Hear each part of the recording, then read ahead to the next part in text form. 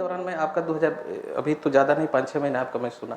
हम्म, तो जो चीज़ें हुई जो मैं बता रहा हूँ गुरुजी कि जैसे अकर्तापन का जो आप उस पर मैं वीडियो देखा था कि मैं कुछ अकर्तापन हम कुछ करने वाले नहीं है। तो पूरे गीता का जो सार था शुरू से अंत तक जो आप बताया कि भगवान कृष्ण ने बाद में भी वही दूसरे ढंग से कहा और शुरू में भी अर्जुन को ही समझाया, पूरी गीता उसी पर बनी हुई है। तब गीता फर्स्ट टाइम मुझे पहली बार समझ में वास्तव में रियल में समझ में आई कि नहीं वही जो है जो बोले हैं वहीं से हमारा चेंजिंग हो आपके प्रति कि मैं करने वाला तो वास्तव में कुछ हो ही नहीं, मैं इतना परेशान क्यों हो रहा हूँ।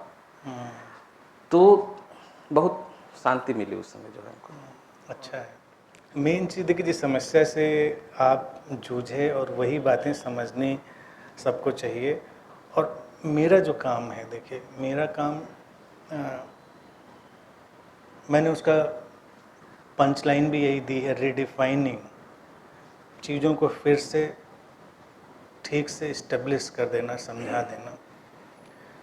कि अध्यात्म तो देखो बहुत सरल चीज़ रही है। और तो अघोर पे आकर्षण हुआ, मैंने अघोर को डिस्क्राइब भी किया था। अघोर का शाब्दिक अर्थ ही है सर्वाधिक सरल, सर्वाधिक सरल।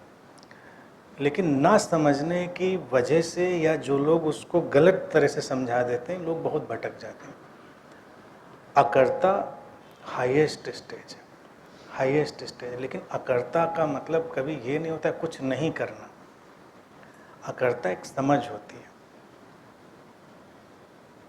फिर हमारे थ्रू बहुत सारी चीज़ें होती हैं, हम कॉन्शियसली बहुत सचेतन रूप से उन चीज़ों को होने देते हैं। देखिए अगर हम छोड़ते हैं, पकड़ते हैं, हम चीज़ों को सोचते हैं ऐसे नहीं करेंगे, वैसे करेंगे, हमको ये नहीं पसंद, तो हम हर समय करता तो हैं ही, क्योंकि हम ये तो मान ही रहे हैं कि हम कर रहे हैं, तो हम छोड़ सकते हैं, हम पकड़ सकते हैं। तो हम उलझे रहते हैं, तनाव भी बना रहता है। तो जो शांति भी आपको आई इसीलिए क्योंकि बात समझ में आई। और मैं इस बात को जब से कह रहा हूँ तो यूँ देखा जाए जितने लोग मुझसे पुराने जुड़े हैं, और जो पुराना शब्द मैं इस्तेमाल करता हूँ, एक्चुअली में पुराना नया कुछ नहीं होता, इंटेंसिटी होती है। इंटेंसिटी तो हो सकता है पल भर में किसी की बन जाए, कोई हो सकता है मेरे कंधे पे ही बैठा रहे 40 साल फिर भी इंटेंसिटी ना बने। तो इससे कोई फ़र्क नहीं पड़ता। मुख्य चीज़ होती है तीव्रता, वो सघनता जो कहते हैं। तो वो लोग जानते हैं जो देखते हैं कि मेरा पूरा जो जीवन है उस अकर्ता का मैनिफेस्टेशन है, उसका बिल्कुल काया में। और अगर कोई मुझे वैसे नज़दीक से देखे तो कर ही रहे होते हैं कुछ ना कुछ। कोई ऐसा मुझे पूछता कब खाली टाइम मेरे पास होता ही नहीं, कोई खाली टाइम नहीं। और हर चीज़ हो रही, चाहे आपका आना हो, चाहे ये कोई भी घटना हो रही हो, सब चीज़। लेकिन जब हम कॉन्शियसली उसमें प्रवेश कर जाते हैं अकर्ता में, तो बहुत सुंदर ढंग से चीज़ें होती हैं। और फिर अस्तित्व भी हमारा ख्याल रखता है। कुछ छोड़ना पकड़ना उत्तेजना की ज़रूरत नहीं है। कभी क्या होता है, अस्तित्व तुमको किसी जगह पे लेके गया, कोई मुकाम है, कोई चीज़ है, तो उसका स्वागत करना है, समझना है उसको। अगर वो छूटना है तो छूटेगा ही, नहीं छूटना है तो नहीं छूटेगा। संबंधों में भी वही चीज़ है। लेकिन अगर जो आपने अभी तक किया, अगर उसको भी उसी दृष्टि से देखें, तो भले आपको लग रहा होगा कि हमने छोड़ दिया, हमने पकड़ लिया, हम उसको उस तरह से भी नहीं देखते। वो होना आपसे वैसे ही था, लेकिन आपको वो आइडिया था कि आप छोड़ रहे हैं, पकड़ रहे हैं। लेकिन जब सेटलमेंट हो जाएगा तो ये उत्तेजना चली जाती है, ये जो बेचैनी है फिर ये नहीं रहती है, हमको क्या करना है क्या नहीं करना। और एक स्पष्टता आती है, वास्तव में क्या करना है वो स्पष्टता आती है। तो उससे चलेगा। और जीवन में प्रैक्टिकलिटी, जिसको व्यावहारिकता कहते हैं, उसका मैंने हमेशा लोगों के सामने चीज़ रखी। जीवन या तो हम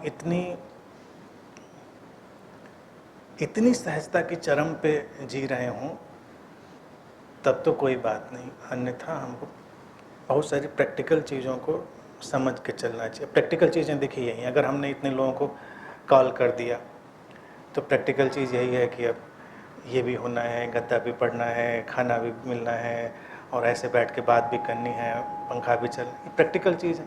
बुलाने के बाद हम देखें, अच्छा आ गए, चलो कहाँ बोलूँ, तो कहीं देख लो, बैठ जाओ जहाँ समझ में आए।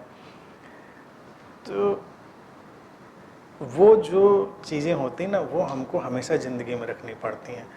और पुराने, चाहे जो जिन साधु परंपरा, संत परंपरा की आपने बात करी, जब वो लोग इस प्रचंड उस चीज़ में जीने की कोशिश करते थे, तो देखिए घर परिवार नहीं बसाते थे, बिल्कुल उचित है। अगर आपको इतनी उचंग चढ़ती है कि अभी झोला उठाएंगे रात को 2 बजे निकल जाएंगे, तो शादी नहीं करिए, बच्चे नहीं पैदा करिए, मतलब ये कोई काम मत करिए कि दूसरे को बेकार में आप अड़चन दीजिए। तो पुराने लोग उस मामले में ठीक थे कि वो तुमको जो करना है करो, तुम्हारा बनना है बना, ना बनना है बने, लेकिन दूसरे को तो परेशान नहीं करना है। शादी होने के बाद गुरुजी पता चला कुछ जागृति हुई कि नहीं नहीं करना चाहिए था, पहले नहीं पता चला जब हाँ, हो जाता है, हो जाता है। शादी होने के बाद क्यों पत्नी से बहुत तकरार, ससुराल से भी बहुत झगड़ा हुआ, बहुत बहुत समस्या, अभी भी तनाव रहा। लेकिन पत्नी हमारी मतलब बोली, यहाँ आ रहे थे बोले कि जाइएगा तो पूछिएगा कैसे पैसा वैसा कमाना, कैसे ढंग से रहना है। हाँ, हमसे भी अगर होगा तो बात करवा दीजिएगा, जाइए 2-3 दिन। हाँ ना, उसको भी लेके आना चाहिए था, आपको उसको भी लेके आना चाहिए था। देखिए क्या है ना, कभी कभी हम लोग बहुत इस चीज़ को समझिए प्यार से, हम लोगों को जो लगता है व्यक्ति बाधा है हमारे लिए, वो हमारे लिए बहुत सहयोगी होता है। तो आपको अगर पत्नी को देखने का नज़रिया ये है कि वो शायद बाधा है, और पत्नी को भी लग रहा हो उनके जीवन में आप बाधा हैं, लेकिन ऐसा होता नहीं। मेरे कंसेप्ट के हिसाब से अगर आप लोग मिल गए हैं तो कुछ तो होगा ऐसा, चाहे दुश्मनी में मिले, चाहे दोस्ती में मिले, चाहे मैरिज अरेंज हो या कुछ भी हो, वो होते सब संयोगी हैं कोई। तो अब वो व्यक्ति कुछ अवेकनिंग का द्वार खोलेगा। कभी कभी क्या होता है कि हो सकता है आपकी पत्नी ही आपके लिए बहुत एक गुरु का रोल प्ले करे, और ये गुरु का रोल तो है ही है कि आपके बिखराव को एक दिशा देने के लिए कोई दबाव दे रहा है। धन संपत्ति आजीविका बुरी नहीं है, उसमें कोई बुराई नहीं है, और एक किस्म की स्वतंत्रता भी है, एक किस्म की आज़ादी भी है। आप देखो कि जिन जिन लोगों के पास अपना आजीविका का कुछ नहीं होता, उनको एक अलग किस्म की परतंत्रता होती है। तो हम उस परतंत्रता में क्यों जाएं? मान लीजिए, और आज का हमारा देखिए वक्त बहुत बदल गया। पहले का समाज बड़ा अलग था। पहले का समाज इस व्यवस्था को स्वीकार कर चुका था भारत में, अब वो नहीं रहा। इसलिए अब किसी भी सीकर को ये लाइफ स्टाइल चुननी ही नहीं है कि हम तो बस निकल लेंगे सड़क पे। सड़क आपका कुछ नहीं करने वाली। और आप अगर किसी के घर पे जाके भोजन भी मांगे तो वो आपको बड़े प्यार से और सम्मान से देने वाला नहीं है। ये वक्त अब नहीं रहा, ये बदल चुका है।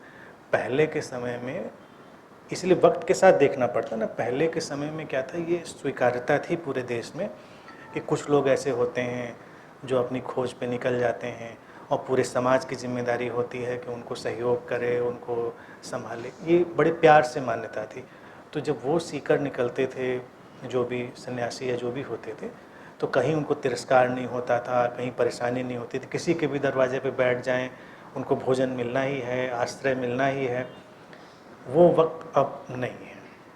अब तो हमको कठिनाइयों का सामना करना पड़ेगा। तो वो परतंत्रता बहुत बड़ी है। और फिर पता चला आप किसी आश्रम में चले जाएं, बहुत सारे ऐसे आश्रम, फैक्ट्री जैसे आजकल है ना, खाना पानी आश्रय देंगे, तो आपको फिर रोबोट बनाएंगे। वो तो रोबोट बनाएंगे, क्योंकि वो यहाँ हम देखिए इस प्रैक्टिकल मुकाम पे यहाँ मुफ्त में तो कोई जहर भी नहीं देता। वहाँ तो और बुराइयाँ हैं। यहाँ तो जैसे पड़ाव पर रहे ना, वहाँ पर तो 1 महीना में रहा, वहाँ पर तो जैसे और समाज से ज़्यादा समस्या है वहाँ पर, उस आश्रम के अंदर बहुत ज़्यादा है।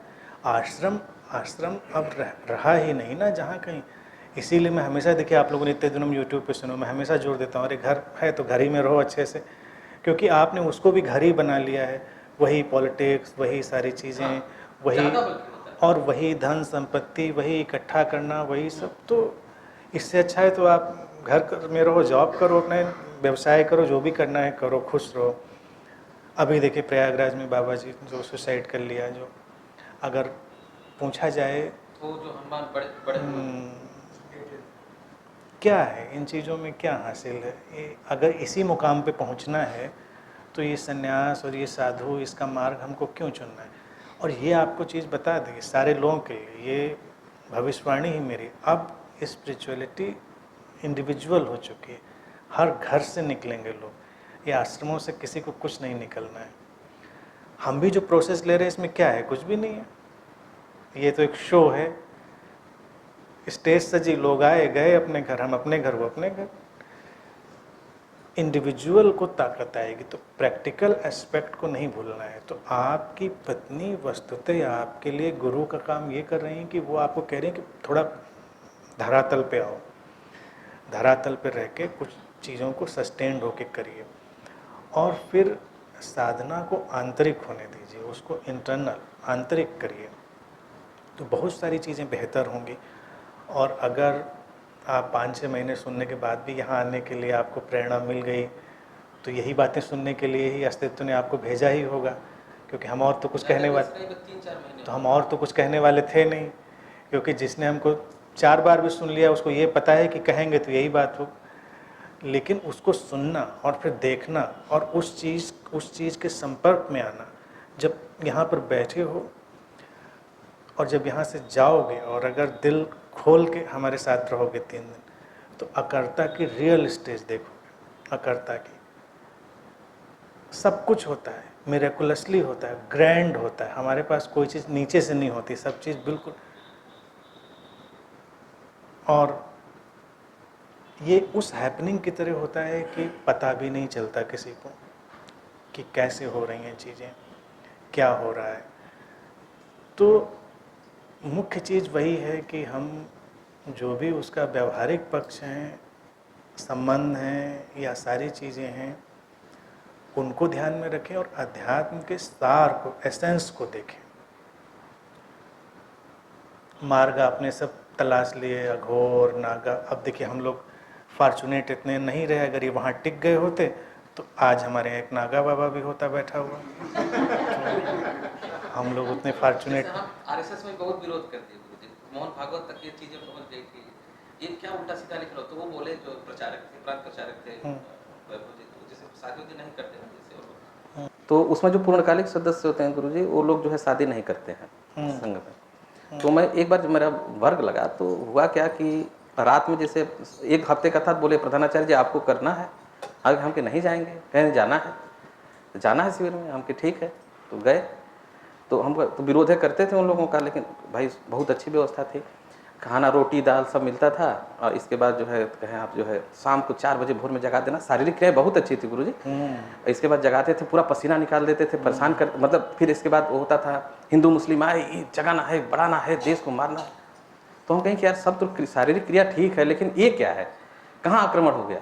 एक दिन रात में 2 बजे जगाए लोग, अच्छा मीडिया नहीं पहुँचती थी वहाँ पर अंदर, तो 2 बजे जगाए लोग, तो बोले कि आक्रमण हो गया, चलो चलो उठो उठो, लाठी लो लाठी लो। तो हम कहीं कहाँ आक्रमण हो गया, कहें बाहर मैदान में चलो। अब पूरा फील्ड फौज लग गई सभी लोगों की, अब वहाँ पर हो रहा। करा देखियो हम आप लोगों को इसलिए जगाए हैं कि कभी अगर देश पर हमला हो जाए तो इसी तरह हम लोगों को सजग रहना है।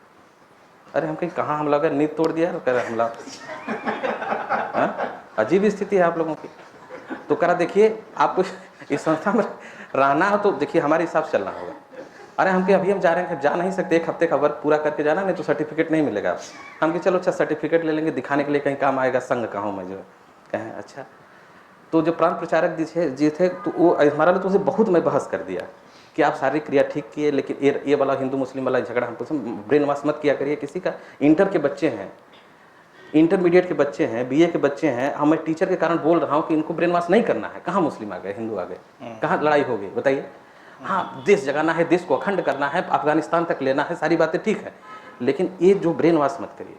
तो उसका मैं लेटर लिखा, लेटर पढ़ा गया, तो प्रचारक जी बोले देखिए प्रदीप जी ऐसा है कि जो है हम आपको निकालेंगे नहीं ना, आप रहिए, इससे हमसे मतलब नहीं, लेकिन हमारे संस्था में रहना होगा तो हमारे विचारों को, हमारे आदर्शों को मानना होगा। अगर आप नहीं मानेंगे तो आप स्वच्छंद जा सकते हैं, कोई दिक्कत नहीं। तो फिर मेरे विचार में आया कि, तो वो बोले और लोग, हमारे और लोग भी बोले कि आपको ऐसा नहीं करना चाहिए था, जिस जहाँ पर रहना है उसको ऐसे छोड़ना नहीं चाहिए था।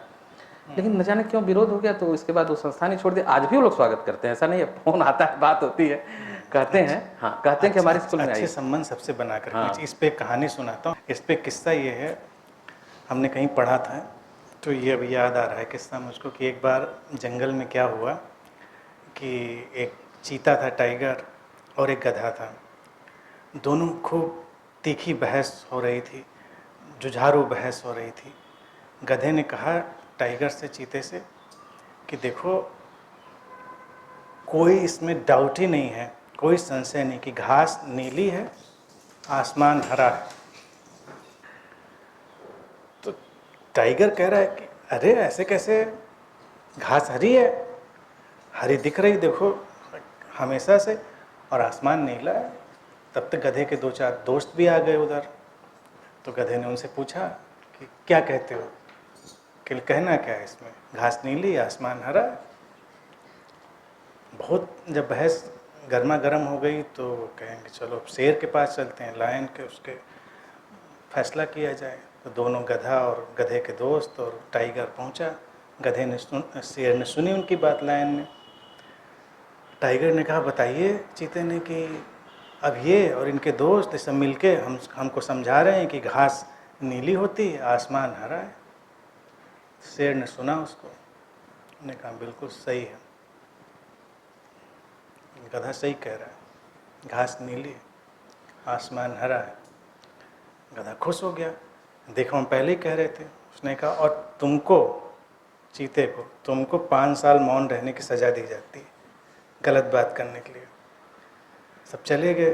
बाद में फिर टाइगर फिर लौट के आया शेर के पास पूछने, कहले महाराज जी ये बताइए कि ये क्या फैसला आपने कर दिया, ये तो आपको भी पता है घास हरी है, आसमान नीला है। कहले हाँ हमको पता है, सबको पता है, तुमको सज़ा इसलिए थी तुमने गधे से बहस क्यों करी थी।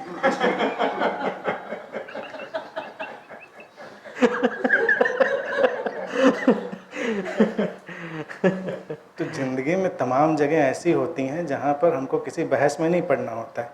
अगर वो कह रहे हैं कि घास नीली है, नीली है बिल्कुल, जय हो, और करके निकल जाइए। क्या पढ़ना, क्योंकि हमारे कहने से न वो पीली हो जाएगी न काली हो जाएगी, जो है सो वही रहेगा। उलझने की ज़रूरत नहीं। और यकीन मानिए अगर हमारे समाज में ऐसे बहुत सारे लोग हों जो उलझने की मनोवृत्ति त्याग दें तो बहुत बड़ा रूपांतरण है, उनकी शक्ति बहुत प्रचंड हो जाती है। क्योंकि क्रिया प्रतिक्रिया वाले दोनों एक ही जैसे हैं, उनमें अंतर नहीं है। जो किसी तरह का फैनेटिज्म पैदा करते हैं फिर उसके काउंटर में कोई दूसरा फैनेटिज्म पैदा करते हैं, वो दोनों एक ही जैसे हैं। और आजकल देखिए जब से हम लोगों के पास डिजिटल मीडिया प्लेटफॉर्म आ गए, सोशल मीडिया हो, यूट्यूब हो, वगैरह वगैरह जितने भी हैं, तब तो ये जो बीमारी थी ये और बढ़ गई है। अंधविश्वासों की बीमारी प्रचंड रूप से आ गई, जो लोग नहीं उतना कर पाते थे वो भी वहाँ बैठ के कर ले रहे हैं। ये जो विषाक्त विचारधाराएं हैं जो ऐसे लोगों को तक डालने में मुश्किल होती थी, वो सब भी अपनी चीज़ डाल ले रहे हैं। तो ऐसे में सबसे बड़ी सफलता यही है कि जो इनको काउंटर करने में लगेगा वो बिल्कुल टाइगर वाली हाल में हो जाएगा, विक्षिप्त हो जाएगा। काउंटर हमको नहीं करना है, हमको सार्थक के साथ बस खड़े हो जाना है। तो जैसे जैसे हम सार्थक के साथ खड़े हो जाते हैं और उसकी ताकत बहुत ज़्यादा होती है उस, तो इसीलिए आप अपने अंदर इस चीज़ को धीरे धीरे डाल लीजिए, कहीं किसी से नहीं उलझना। और अच्छी बात है कि आपको देखने के अवसर मिल गए, मौके मिल गए, आप जा के देख लिया। मेरे केस में क्या रहा कि अस्तित्व मुझको इस रोल में उलझाना चाहता था, मैं इसको हमेशा रोल ही कहता हूँ। तो मैं अपनी जगह ही बैठा था बचपन से, और कहाँ कहाँ से नहीं सब मुझसे आके ही टकरा गए, मिल गए, और सब चीज़ें दिख गई कि अच्छा ऐसा होता है, ये वो होते हैं, ये वो होते हैं। मुझे कहीं जाना नहीं पड़ा। संघ तो मेरे पास ही आ गया, या घोर और ये नागा, जितना नाम आपने लिए हैं वो सब, और वो सारी चीज़ें सब मेरी जगह पे, क्योंकि एग्जिस्टेंस उसका मेरे लिए एक शायद पटाक्षेप जिसको कहते हैं ना, कर्टन पूरी तरह गिरा देना चाहता। और जो लोग भी आए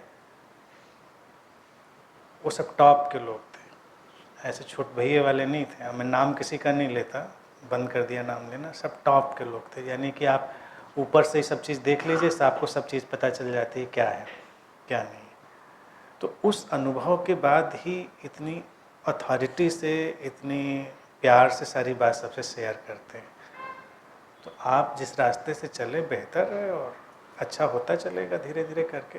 बस पैर जमाने की अब ज़रूरत है, अब ज़मीन पर थोड़े पैर जमाने की ज़रूरत है, और टाइगर वाले रोल से निकल के शेर वाले रोल में जाने की ज़रूरत है। जी गुरुजी, सही है। ठीक है।